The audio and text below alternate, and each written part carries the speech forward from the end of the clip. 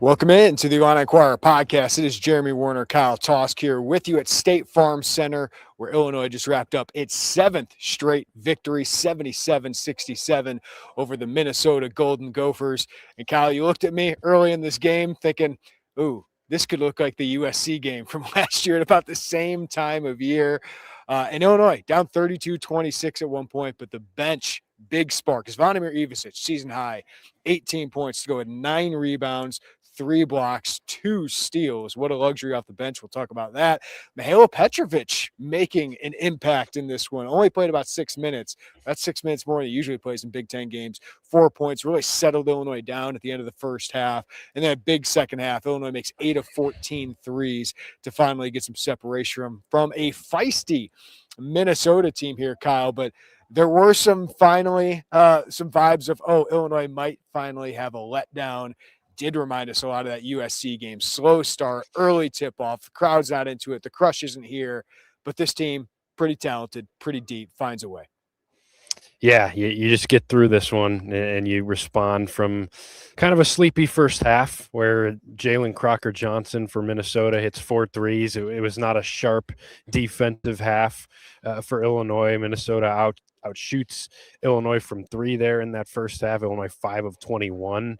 Just couldn't make a shot. Was really flustered by Minnesota's zone. But you close the half strong. You respond to that. And in a second half that was back and forth there for the first 10, 11 minutes or so. Illinois finally gets some separation there at the end and just conquers one of those tricky spots on the schedule. I mean, Brad Underwood said it. One of the first things he said post-game was, I circled this one on the calendar because there's just those games, those spots on the schedule where it's just a little bit of a mental challenge to get yourself up for it and to bring energy in a building that was kind of sleepy and still waking up there in the first half for the 11 a.m. tip-off without students there.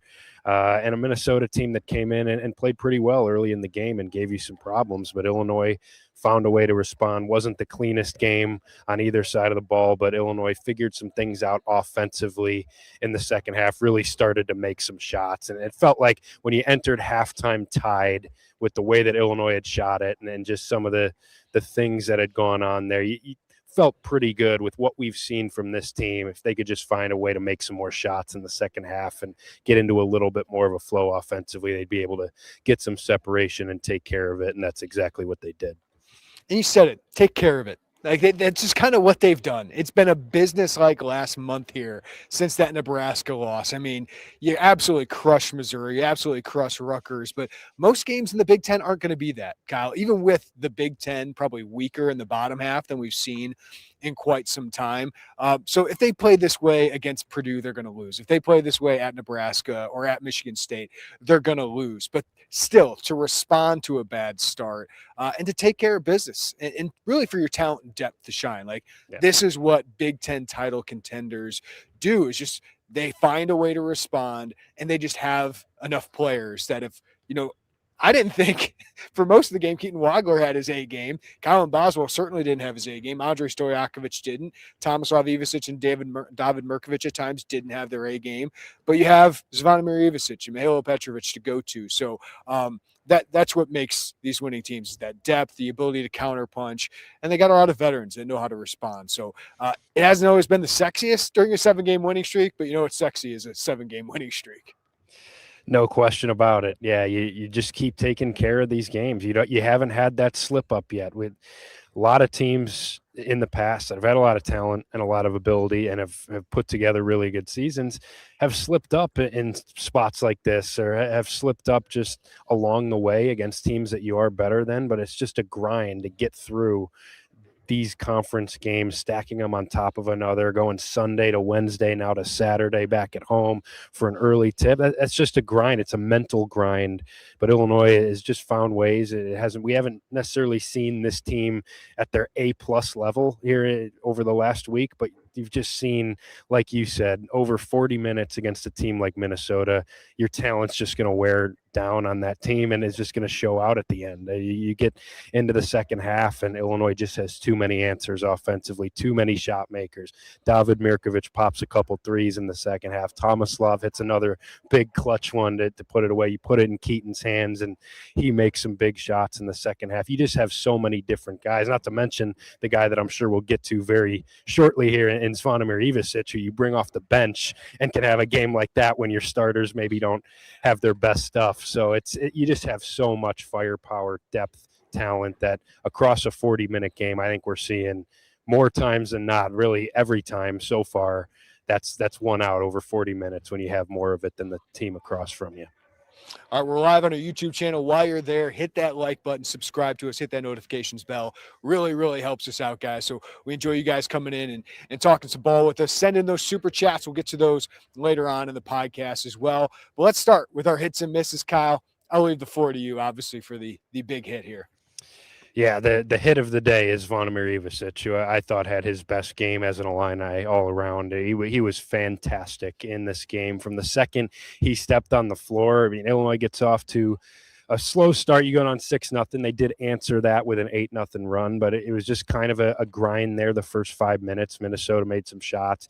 Big Z checks into the game and immediately just kind of turns the energy for Illinois. He had a steal and a fast break dunk, was all over the glass, had a blocked shot. Like, that's his presence on this team. It's an instant energy lift with the way that he plays and the two-way impact that he can have coming off your bench. And I just thought he was so active throughout his 18 minutes, particularly on the glass, who clearly Brad Underwood, continues to want to get more offensively from him on the offensive glass. Matched a season high with 4 offensive rebounds, gets to the free throw line, goes 6 of 6 from there. 3 dunks, helped Illinois break that zone a couple of times just with his length, sit him on the low block and in that dunker spot, and you threw him a lob once. You found him for a couple dunks, and obviously we know the defensive impact that he can have. So I just thought he put together a really complete performance, and you could just feel the energy of the game on kind of a sleepy day shift when he came in, and he brought that, which Illinois really needed in this game to withstand just a more sluggish day overall. And Big Z, I thought, was the difference maker on both ends of the floor. And you talked about energy. It's the consistency with his energy. It's always there. Like, the production can wane. The rim protection is always there. The rebounding is getting pretty consistent.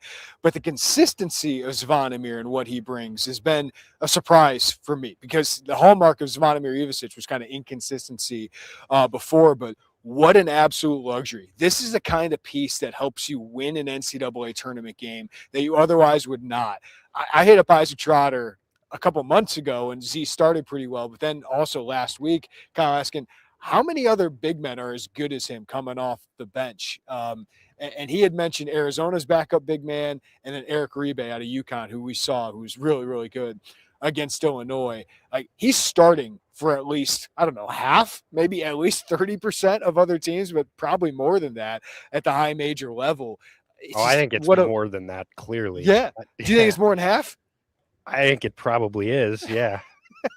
Pretty amazing. Like, that piece is coming off your bench. And 40 minutes of Ivisic, we talked about it in the offseason, Kyle. Like, what a luxury that is to have that caliber big man for 40 minutes a game. And tonight you got it for 44 minutes because they played 4 minutes together to help break that zone that Illinois was struggling with so much. So to have that when Tommy might not have his A game for a half, you can bring in Z and you might have, one of the best big men in the Big Ten still on the floor. He's really surprised me, Zvonimir. He's been better than I thought he would, just with his consistency, his energy, his effort. His rim protection has taken another step forward. His rebounding has been better, and he credits a lot of it to adding 28 to 30 pounds in the offseason, which he said has given him a lot of confidence. So, and then he can make shots, 2 of 5 from 3. He can be in that dunker role, and you can't stop it against this zone. So he was the key to victory tonight. We'll talk some other pieces that played well, but to have your bench big man be the best player on the floor, just what a luxury for Illinois. Yeah, and it really hasn't. It's not the first time that that's been the case either. I mean, it's like you said, I think there is a consistency to it. Obviously, he hasn't had this type of game where you have 18 points, 9 rebounds, as loud as it was every night, but it feels like we very rarely come on here or talked after a game and been like, man, he was a disaster tonight. Like you couldn't bring him in. And to be honest, like I think even he would admit this, his first 2 years, there were those nights. Those were in there. It was a roller coaster ride. He could do this, and he could be really impactful. But John Calipari had him on the bench down the stretch of last season in favor of Jonas Edu for a reason, because there was just the peaks and valleys, the big peaks and valleys with his game. I don't think you're getting that really this year. I think even on nights where, he didn't have a big game in the stat sheet against Northwestern, or it's not always going to be 18 points, but he makes an impact pretty much every night. And there's very few nights where you feel like, man, his minutes really hurt Illinois. He's going to make a positive impact. We know, obviously, with the rim protection, just gives you such a floor there. That's a very consistent part of his game night to night, even if he's not blocking 3 shots like he did tonight. The presence at the rim is just terrifying for teams, and we've seen that throughout this win streak.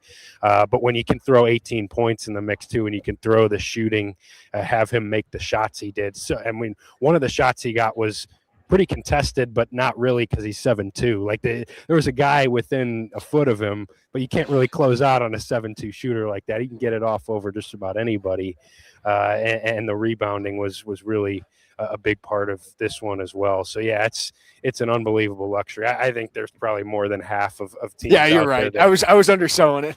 It's probably like 70%, 75%. I'd have to sit down after this and think about which Big Ten teams he wouldn't start for, because I think there's about at least half the Big Ten that he could probably start for. So that's unbelievable luxury. Brad said it after the game, like, man, it's pretty special to be able to bring that guy in on a day like today to have this type of impact. And Niko Medved said after the game, nice to have an NBA potential prospect coming off your bench at center. His offensive rating is the highest it's ever been in his career, by not even close. He's 40th in the country in offensive rating right now. Just the efficiency he's scoring at, 30 of 34 at the rim, still shooting 37%, his career average from 3. His block rate is number 4 in the country at almost 15%. His defensive rebound rate is up 4% from last year. He's 64th in the country. He's been better than I thought he would be. All right, let's dive into another. This was a big surprise today. Mihailo Petrovic makes an actual impact in a Big Ten game, a guy who has really not been in the rotation. And we had an early comment here, Kyle. It's Book said, have a feeling the folks who said Petrovic was unnecessary will be quiet today. Most games he is unnecessary, right? Because of how good Kylan Boswell and Andrei Stojakovic and, of course, Katon Waggler are, and how good this offense is. But when Illinois was 1 of 14 shooting in a stretch, 9 missed three-pointers in a row, they're just settling to shoot over a zone and weren't hitting any of them. You needed some spark off the bench. And what a luxury for a 22-year-old Serbian guard who is one of the best players in the Adriatic League. You can bring him off the bench to give you a spark. And kudos to Mihailo. He looked as comfortable as he has, because maybe he got some extended minutes, hit a couple shots, got to the rim, finished with a layup, but just kind of dissected that zone a little bit better. And then Minnesota went away from the zone, which I don't understand when Petrovic came in. But I thought Petrovic held his own on the glass, 3 rebounds. Defensively, he battled. He scares me defensively, especially against better teams. But just nice performance. It was good to see him make an impact. And it's nice that you have a break the glass in case of emergency kind of guard in case Waggler actually has an off game, or Boswell, who had an off game today. Like, you can go to somebody who's poised enough and who's good enough to make an impact. Yeah, to be honest with you, I don't know how much he faced the zone, because Niko Medved took the zone off pretty much right when he came in the game, which I did not understand. That was bothering Illinois. They were forcing some bad threes, and it's not like Mihailo Petrovic coming in as a 44% three-point shooter where it's like, oh boy. It allowed Mihailo to get going a little bit, because he had a nice little dump off pass to Z where they ran just a simple ball screen when they went back man-to-man. He beat a guy off the dribble, got to the rim. You saw that speed and that ability to just break down a defense and just get the ball moving a little bit more and give you a different look offensively, a different spark, and energize a stagnant offense to that point. And I mean, that's what we talked about. That's kind of what his role is on this team. It's not a consistent night-to-night role. I don't think that is necessary with what you have from Katon Waggler and Kylan Boswell most nights in that backcourt. Those guys aren't coming off the floor very much. But you are going to need Mihailo every once in a while. I think there's games we've forecasted it. This was it. And I don't think it'll be the last time where you just kind of need that 3 or 4 minutes of an on-ball playmaker to just give you something different offensively with the way that he's able to create. And I agree with you. I thought, credit to him, I thought he was really solid defensively in his 6 minutes. Katon mentioned that when he was asked about him. First thing he said was defensively, he came in and helped us and gave him a jolt on the glass too with 3 rebounds. So credit to Mihailo. He was a +6 in 6 minutes, really helped that late first half stretch. The final 3 minutes of the first half was a key part of this game for Illinois to get that tied at halftime after Minnesota had made a couple threes and gone up 6. And I think Mihailo was the key piece of that. And so this is kind of what we've been waiting for, but he was a big time difference maker in this game. Brad said they don't win without him. I don't know about that, but he certainly helped them. It turned the game when he and the pair of Evasich's, the twin tower lineup went in. Like, that changed the game. Like, felt like it was getting away from Illinois, both offensively and defensively. And they stopped a 12-2 run. They forced Minnesota to a 3-minute scoring drought with Petrovic on the court, which was pretty amazing. They just found a way to get some buckets and tie it up going into the half to make it even. And then Illinois just came out, shooting really well in the second half. So kudos to Mihailo. Big game for that. My next hit, I didn't feel like Katon Waggler had his A game. And he ends the game, Kyle, with 17 points, 5 assists, and 4 rebounds, 4 of 8 from 3. He is on an absolute tear from 3. You said it to me during the game. Every time he gets an open shot, I feel like it's going in, and certainly feels that way. He's shooting close to 50% over his last 10 games. So that's what's amazing about that kid is I felt like the start was great. He had, 9 points in the first 10 minutes. Middle of the game, I didn't think was great, but by the end of it, just an amazingly productive game, and he led the team, or was only behind Zvonimir in the plus-minus with plus 14 on the court. So not much more we can say from Katon Waggler, except like this wasn't like his best performance, and he's still one of the best players on the floor. Yeah, that's how you know it's a pro and a really, really good basketball player is when you I'm not going to call it an off night because it wasn't. He was still very good. I agree with you, though. Like, you watch the game play out, and by the end of it, you're like, man, I think Katon played all that great today. Or I just, it wasn't as loud of a Katon game as we've become accustomed to. And then you look down, he's got 17, 5 assists, only 1 turnover. That's not to say he didn't have some tough moments. I agree, middle part of the game, I thought, he ran into some traffic, and I just, I thought there were opportunities for him within that zone to break it down a little bit more. Although I thought he did that more than anybody else did in the first half, and was the one guy that actually got to the rim a couple times.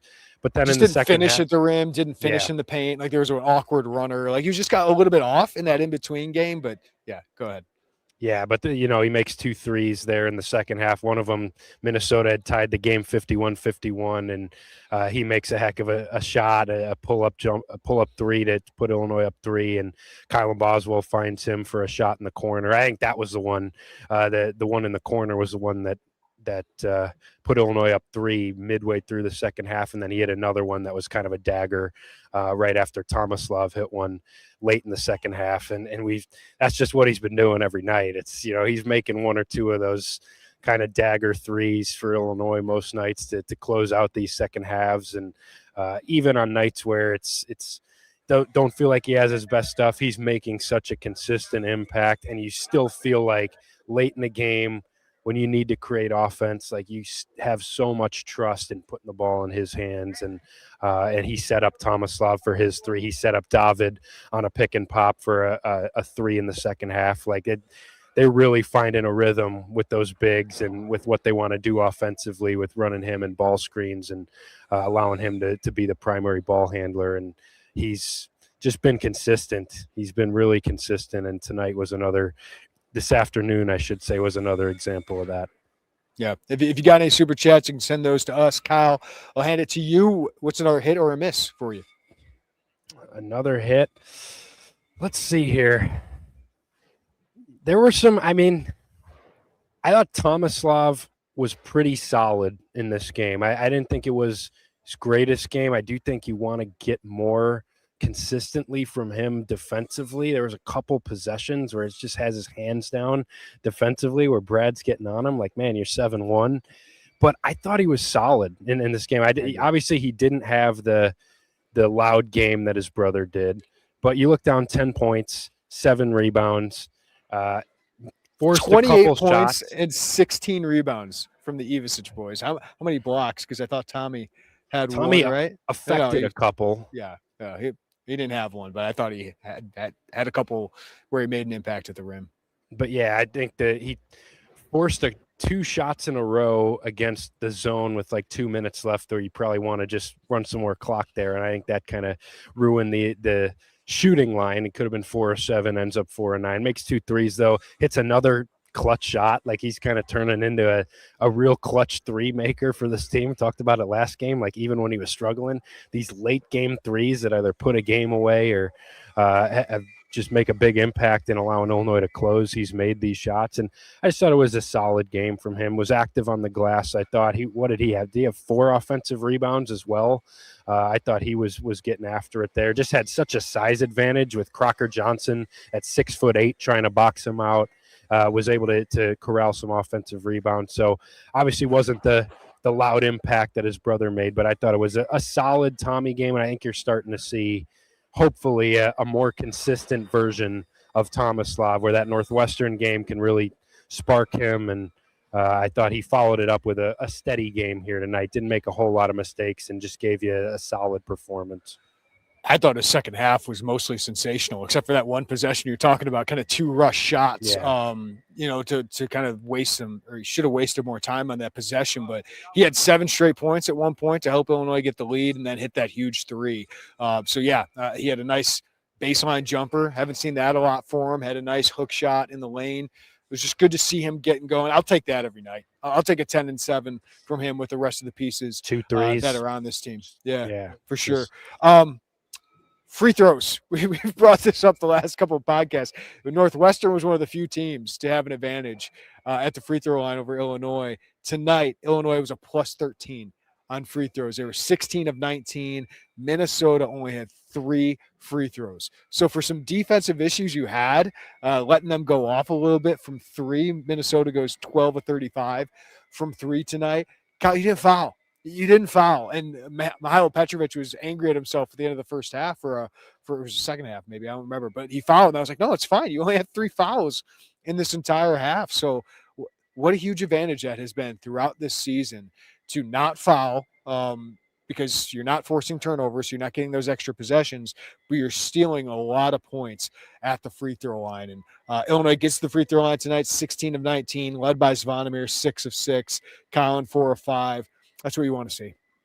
Yeah, and I wrote that coming into the game as a key because Minnesota's a team that has gotten to the line pretty frequently here, even in Big Ten play. They entered the game top 20 in free throw rate. They're a smaller team, but they have a lot of physicality to that starting lineup, especially with Cade Tyson, with Reynolds, Crocker Johnson, a lot of strength.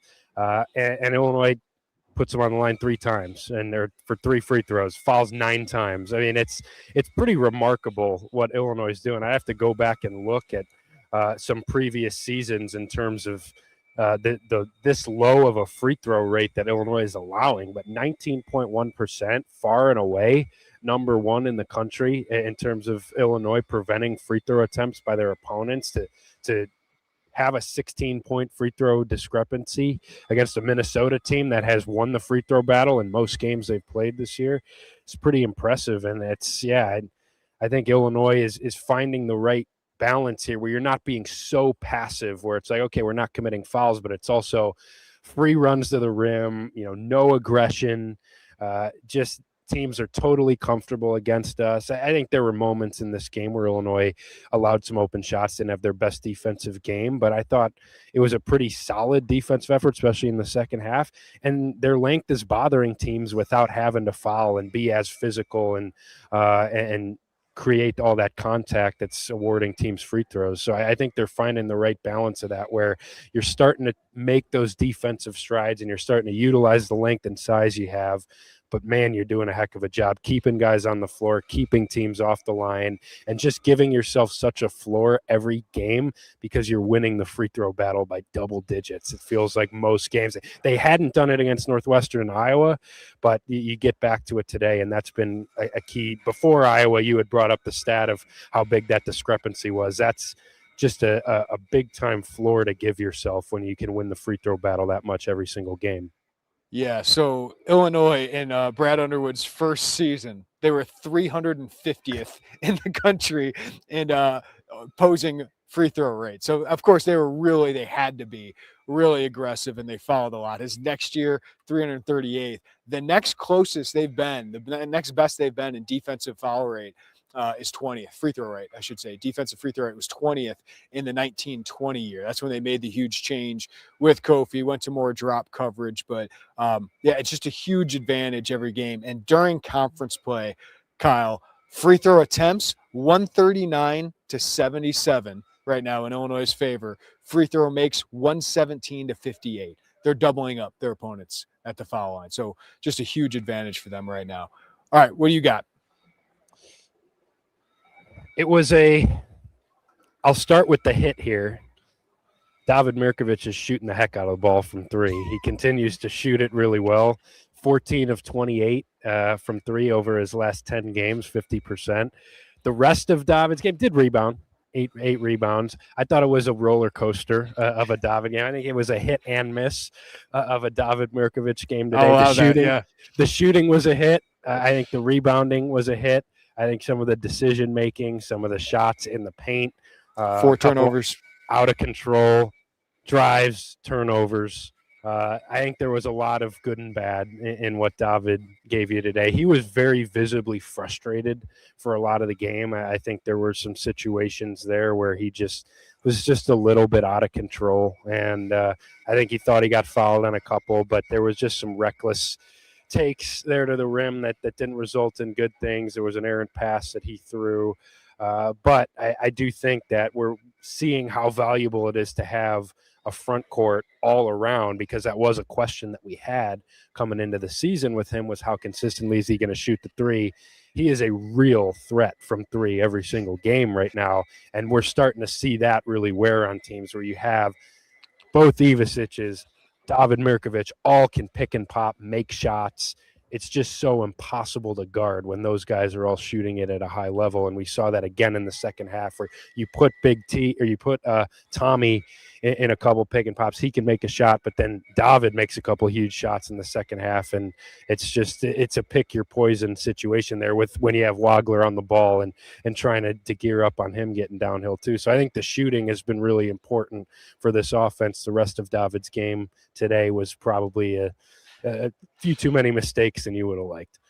All right, this is pretty crazy. David, during Big Ten play, 11 of 23 from three, 47.8%.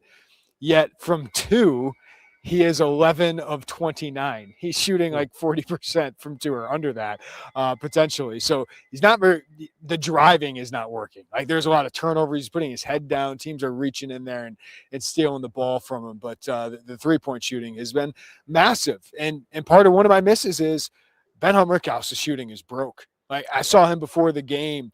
He was really emphasizing getting more arc under his shot. And he was like, exaggerating it pregame. He was actually making some of them, but then, he kind of went into the middle, and you could just tell he was trying to get more arc on his shot, but he was 0 for 3. He's now 25% from three, I believe, over his last 12 or 13 games.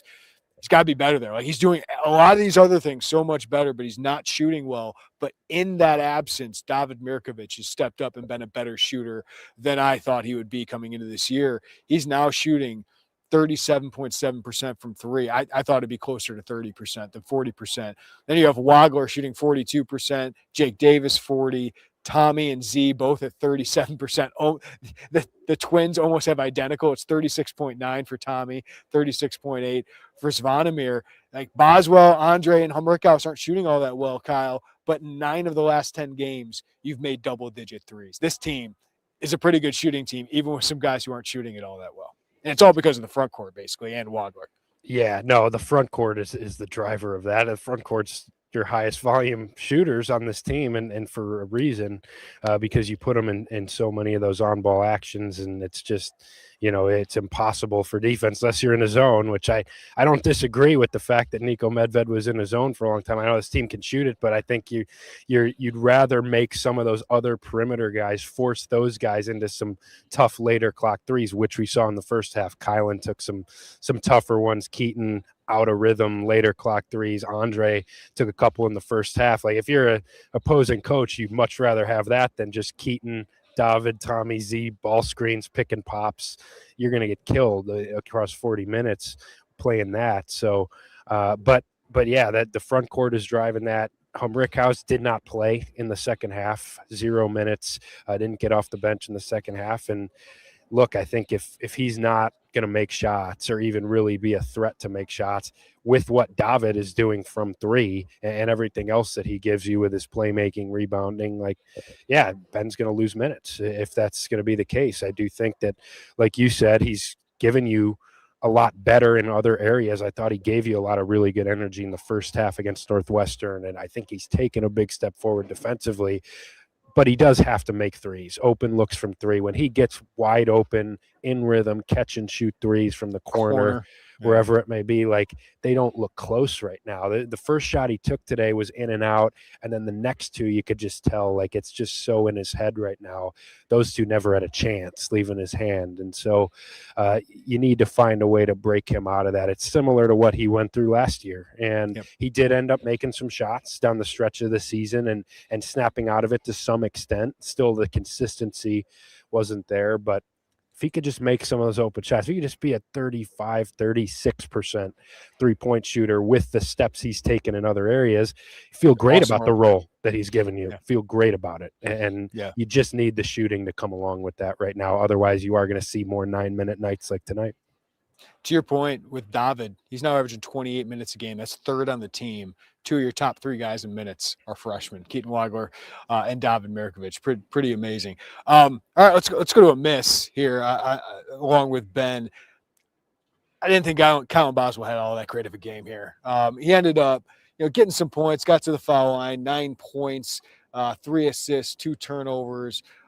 Did a solid job defensively, but just, it felt like, I think it was the USC game last year too, where he struggled out of the gate, but just felt like one of those games where he wasn't as locked in. And I just thought he ran the offense. When he ran the offense, didn't run the offense very well. And that's when they got in that huge rut, Kyle. And we can expound into that. I mean, they struggled with that zone. And just I didn't think they made great decisions. I think Colin Boswell was a part of that when they only made one of 14 shots and went almost 6 minutes without a field goal. That was a huge stretch. And I just didn't think Kylan brought it there. Gave you some other areas, but just wasn't his best game, but mostly dealing with that zone. I didn't think his decision-making was great.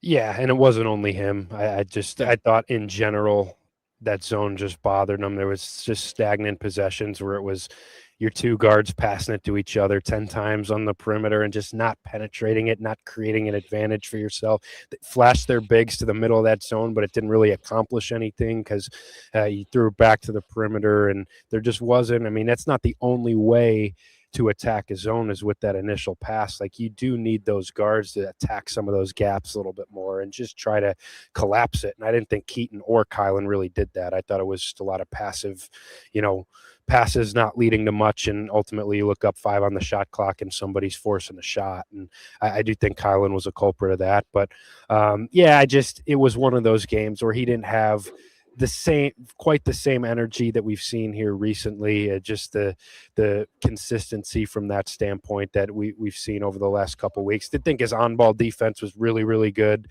Again, he had one steal, but he nearly created a couple other ones. I thought his off-ball defense was lacking at times a little bit. I thought whether it was a miscommunication or just, lost a shooter a couple times. I thought there was a difference there between on-ball, off-ball for him.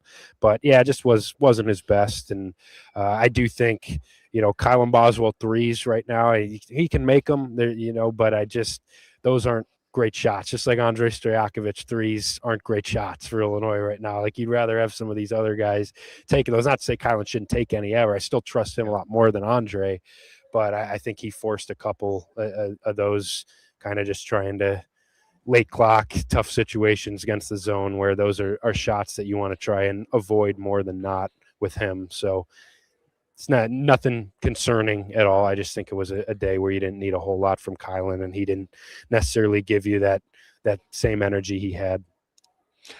Kind of also a hit and miss here is thought they did a great job on Cade Tyson. The second game in a row where you really limited just the opportunities of one of the Big Ten's best scorers. You did it with Nick Martinelli, the Big Ten and nation's leading scorer, limited him to 12 or 13 shots. Cade Tyson in this game, 13 shots, 15 points on him in basically 40 minutes of action for him before he fouled out in that final minute. Thought they did a really nice job on him to kind of limit his looks. And when he did get looks, some of them were contested around the rim. The miss is you kind of let another guy go off for almost a career game here. Jalen Crocker-Johnson, 22 points, 17 of that in the first half, 6 of 9 from the field, 4 of 7 from 3 in the first half. He went cold. He came back to water found its level in the second half as he was 2 of 9. I think was 1 of 6 from 3 in the second half. But he really kept him in it in this game. So, and Illinois kind of allowed that with they missed him in transition. I just thought they helped off him a little bit too much after he gotten going and made those first 2 threes. Yeah, for sure. And Brad was frustrated, was telling his staff to get the 5-man off of him because you had either Tomislav or Zvonimir was guarding him a lot in that first half. And those guys just weren't staying attached to him. They were sagging off of him, letting him walk into shots, walked into a transition 3. I think Tomislav kind of just saltered back behind a screen, and he walks into his 4th 3 of the game and then got another really good look. And Illinois did end up making an adjustment, and they ended up sticking their 5-man on Langston Reynolds, who was a guy entered the game having made 3 threes on the season. And I think they moved David to Crocker-Johnson at the late part of that second half just to try and get somebody who's going to play a little bit closer to him and move with him a little bit more. But, yeah, he was shooting 34% from 3 on pretty high volume coming into the game. Like, that's a guy in that small lineup where Minnesota tries to space you out and run a lot of stuff off ball. Like, you gotta be a little tighter with him. Like, that's not a guy that you can let just walk into a bunch of open shots early because he's shown he's capable of making those. You let a guy get hot, starts to feel it, walks into another one. Like, that's when a guy can really get on one of those heaters. And to Illinois' credit, they did a better job on him in the second half, and he also started missing some of the looks that he was making in the first half. But, yeah, to hold Cade Tyson to 15, came in averaging 21, only got up 3 3-point attempts. I do think Kylan did a nice job there. Kylan was on him for a big chunk of the game. So I think in general – thought the first half there were some mistakes defensively, but in general, I just thought, you hold Minnesota to 67. I know it was a low possession game, but especially in the second half, especially in the late part of that first half, you're just stringing good stretches together defensively that when you have the offense, when you have the shooting that came alive in the second half, that's all you need. That's all you need in games like this is just do enough defensively, and they did. And Minnesota made some tough ones in the second half. I thought they were kind of keeping serve with Illinois there. They made some tough ones. I wasn't that frustrated with Illinois because I thought they were contesting them pretty well there. Another miss for me, I don't know the status of him, but Andrei Stojakovic leaving the game late. Looked like an ankle injury, didn't return to the game. So Brad didn't have an update. Joey asked about him. Andre, 7 points tonight, 3 assists, which is nice to see. Didn't turn it over. Didn't force too much going against that zone, but he's just not a guy that going up against the zone is a great player against that. And obviously some other players play pretty well. So I don't like players leaving the game with an injury. So we'll see what Andre looks like for Wednesday, Kyle. Yeah, he hobbled off, looked like he rolled the left ankle there just on a rebound attempt. It feels like it's like his 5th rolled ankle because I feel like there's been multiple times that Brad said, oh, he didn't have him in practice because he rolled his ankle. Like, I'm not all that concerned about it. You'd like it to stop happening. And he's hobbled off. He did in the Missouri game too. It's not the first time that he's hobbled off with some kind of injury, but it didn't look all that serious. He was walking around at the end of the game after the game, back to the locker room, didn't look like he was having too much trouble. So I wouldn't be all that concerned about it. But yeah, a zone's a bad matchup for Andre with his shooting ability and just the fact that that's kind of cutting you off from what he likes to do, which is matchup hunt, go one-on-one, attack downhill. Just wasn't the matchup for him. You didn't need him, and I didn't think he did anything all that poorly in this game. Just was a quiet one. Just looking across these.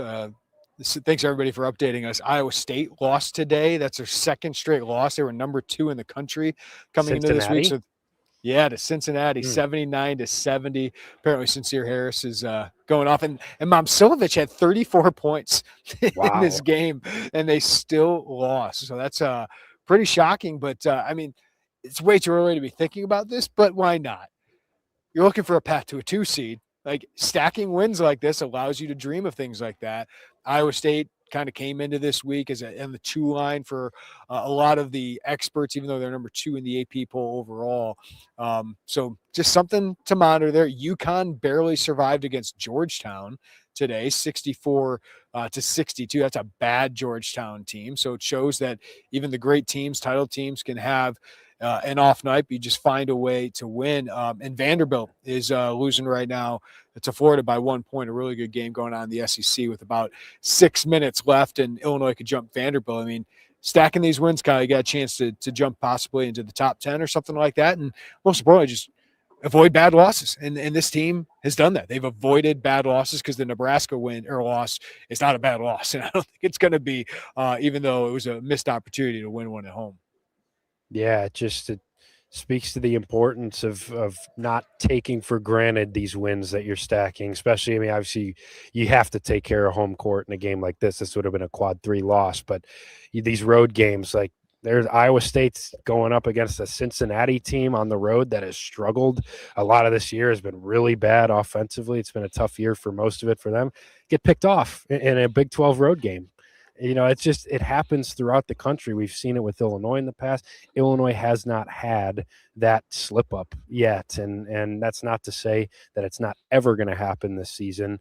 But man, you take care of a terrible Maryland team on Wednesday. You win 8 in a row. You get through this early January stretch without a single blemish. And obviously we talked about, to get to that 2 seed line, the next step is you got to get the marquee wins, the top of the resume wins, which you haven't had so far. Tennessee lost at home to Kentucky today. I'm not sure how that one will age by the end of the season, if it'll still be a quad 1A kind of win. I'm not sure.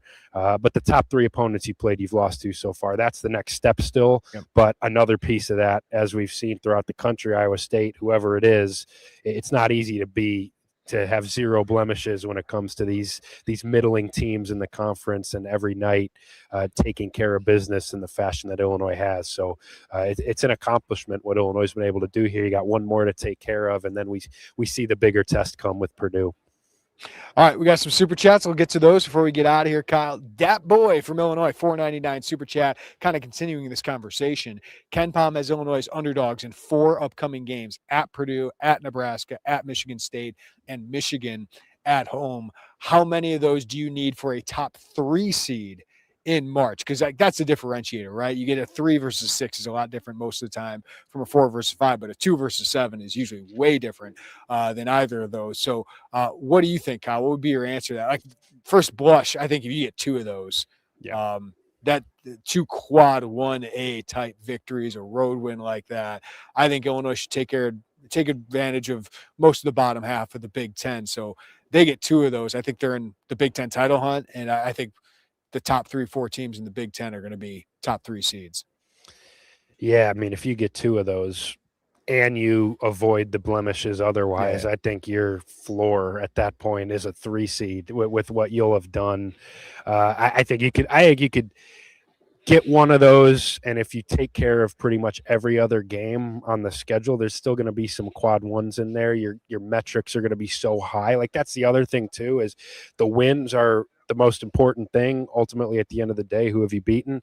But also the metrics are very important too. If Illinois is a top 5 Ken Pom team with 8 quad 1 wins, and you have one of those, like, I think you'll be okay. I think the goal for Illinois should be get one of those 3 road games, just one of them, and take care of home court against a Yep. really, really good Michigan team, but you're hosting them.